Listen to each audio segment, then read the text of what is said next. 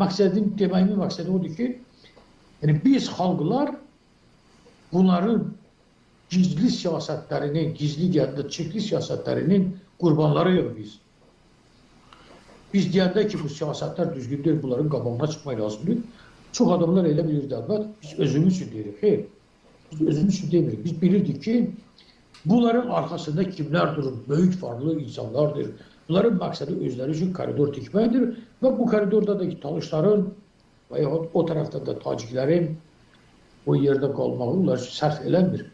Buna görə bunlar bu adımları atdı və nəticədə gördüyünüz gibi bu sosial problemlər yaranıb, partlayışlar yaranıb, problemlər yaranıb və bu da həmin o əməliyyatların təsiridir. Məqsəd xalqı ölkədən, nəinki bizim talış sonrasında, ümumiyyətlə Azərbaycandan xalqları azaltmaqdır. Və bu sahədə də proses baş verir. Buyurun, eşidirəm siz. Bu yeni